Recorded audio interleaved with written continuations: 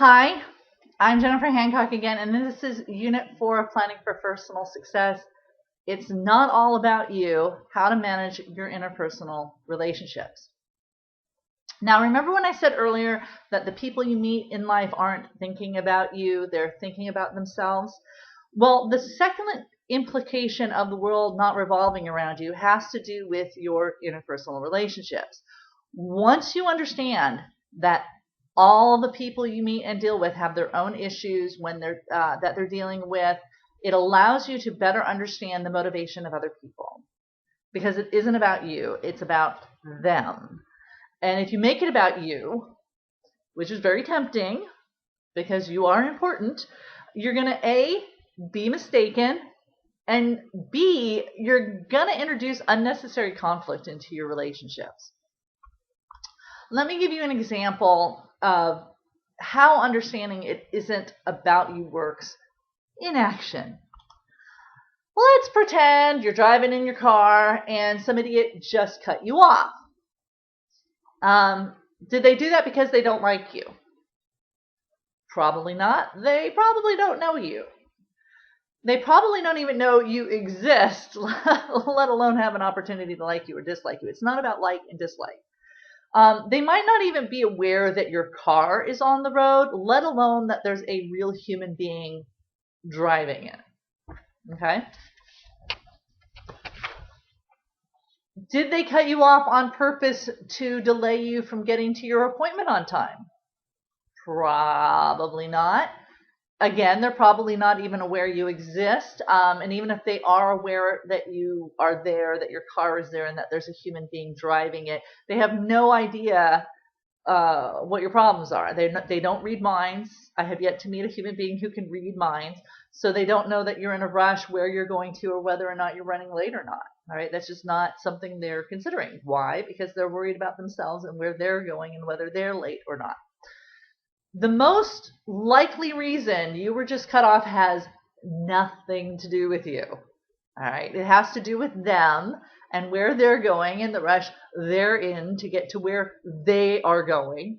And the fact is that they're paying so much attention to themselves that they're not paying attention to the people around them. That's why they cut you off. You had nothing to do with it. It could have been anyone they cut off. You just happened to be in their way in that moment.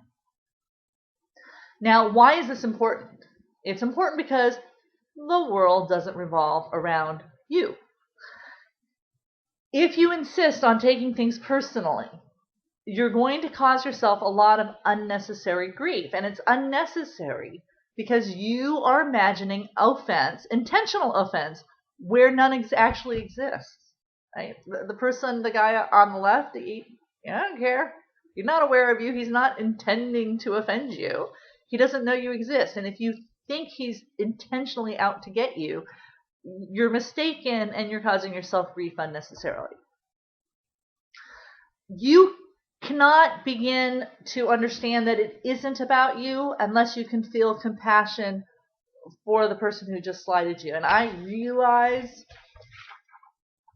how hard it is to work up compassion for people like the guy on the left who's, a danger to everyone. But there's always going to be people like him out there. All right? You can either let them get to you and take it personally, or you can do your best not to allow their selfishness to negatively impact you. Now, the key to harnessing the power that comes from understanding that the world doesn't revolve around you is to cultivate your compassion for others. And this is the one thing I teach that people really resist. All right? And I understand why, but there's a reason every major religion and philosophy teaches compassion. Right?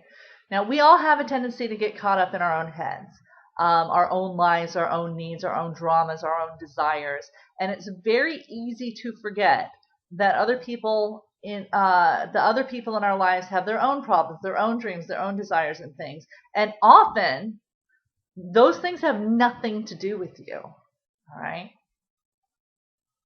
And this isn't just about how you deal with strangers where it's obvious it has nothing to do with you. You also need to apply this knowledge to your relationships. Right? Everyone you meet is a real person. And as soon as you understand this, and I mean really understand it, you're going to begin to treat them differently. All right. Um, you're going to treat them with compassion because it just starts to make sense. Feeling compassion for your friends and family allows you to get out of your head for a moment and pay attention to them as real people and not just as accessories to your life. And this is really the difference between selfishness and compassion. When you interact with people selfishly, your interactions are about you. What can this person do for you? When, in contrast, when you're interacting with someone compassionately, you make it all about them and about their needs. And trust me, people really appreciate it when you actively take the time to focus on them in a real and deep way, as opposed to the superficial way we normally interact with people, which is, okay, this is about me. Can we start talking? Can we stop it being about you and make it about me now? I mean, we've all known people like that. Don't be that person. All right.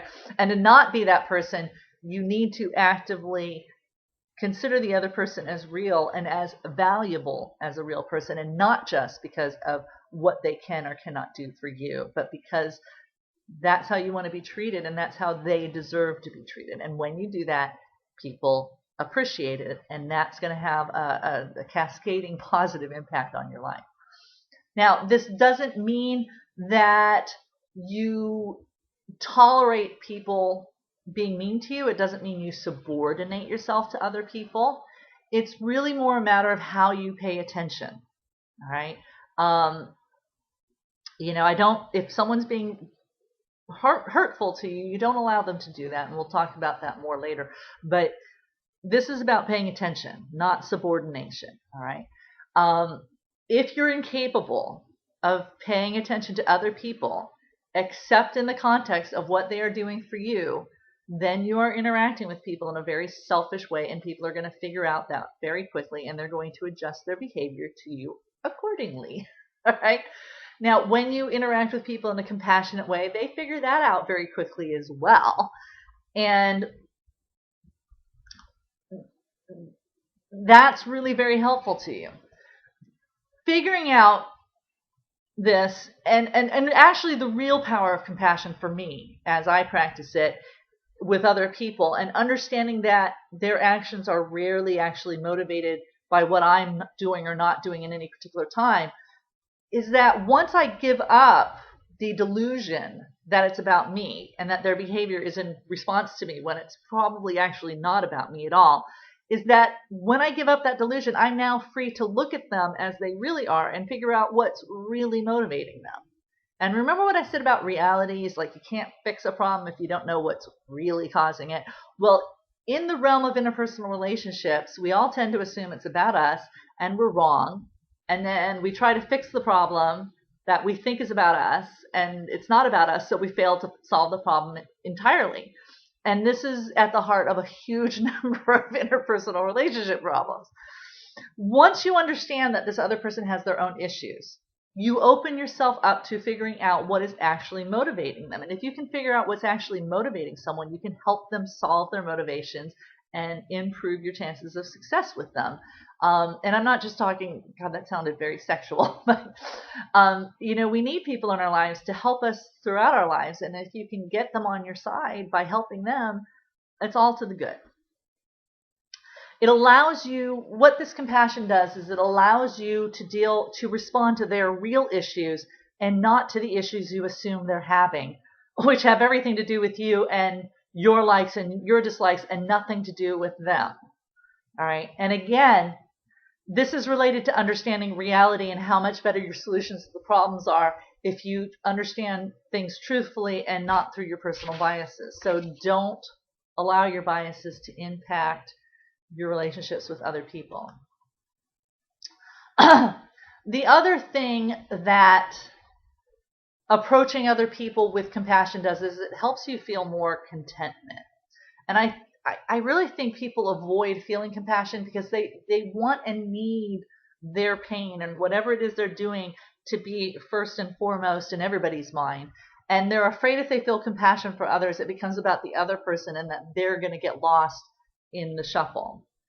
What happens in practice is that doesn't happen. All right. The reason you step out of yourself and is because and focus on your compassion for the other person is because it has a benefit for you. This usually feeling compassion for other people benefits you in the here and now. It might not do anything for the other person, but it does have immediate benefits to yourself. I kind of think of compassion as a very selfish thing to do, and that seems really odd until you start practicing it. When you approach frustrating people in situations with compassion, you immediately feel better. All right. It's a strong emotion. Compassion, the root of compassion is passion. It's a very strong emotion. And when you feel it, it completely changes your attitude when you feel it. It takes you outside of yourself.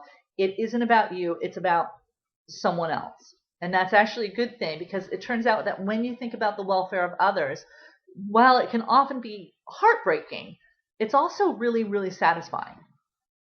When you're feeling selfish, you're like this person in this tube or whatever it is. You're isolating yourself from other people because you're making it about you. You're not reaching out to other people in a real way.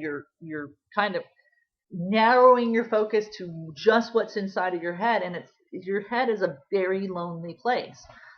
It's about you and only you. In contrast, when you feel compassion for others, you're reaching out beyond yourself to connect with other people. And that's going to make you feel better. Compassion makes you feel content precisely because it connects you. It doesn't isolate you, it connects you. When you make it about you, you isolate yourself. When you make it about compassion for others, you connect to other people. And that's going to give you a lot more emotional support than isolating yourself in your head does. No other emotion does this. Not even love. And I'm a big fan of love too. Let me give you an example of how compassion applies to daily life and how you can use it in your daily life. Let's imagine that you are shopping during the Christmas season and you're in a rush. You only have a limited amount of time, and you walk into a store that looks like this. All right, what's on your screen? Here we go. It looks like this. What do you do? All right, do you respond with frustration? Or do you respond to everyone else and the clerks overseeing this with compassion? Are you frustrated by this, or are you compassionate about what you and everybody else and the clerks are going through? Which one feels better in the moment? All right. I don't know about you, but I'd rather feel the compassion than the frustration. All right, because compassion feels way better than frustration. It really does. But the real question you need to ask yourself when you're faced with these things is this: which of these two responses makes you feel like a good human being? Being compassionate isn't something you do for other people. When you approach a crowded shopping store where everybody's going crazy with compassion, you don't really help anybody in there except maybe the clerks. Right? People who are really stressed out and freaked out aren't going to respond positively to your compassion. It's not going to fix the situation. What it's going to do is change how you feel about the situation. This is something you're doing for you. It feels better in the moment, and it helps you feel like you're being human right, that you've got this one right. It makes you feel like you're being the person that you should be and that you want to be, your best self. And that's not a feeling you can buy with a fancy sports car. That's not something that objects can give you. That is something, that feeling of I'm a good person can only be earned by actually being the best, most ethical person you can be. And that means being a compassionate person. Not just when it's convenient and easy to be compassionate, but when it is tough and difficult. Again, I'm Jennifer Hancock, and this was Unit 4 of Planning for Personal Success. It's not all about you, so be compassionate. In Unit 5, we are going to discuss how we use this new reality, our new reality-based approach, to plan more effectively for happiness and success.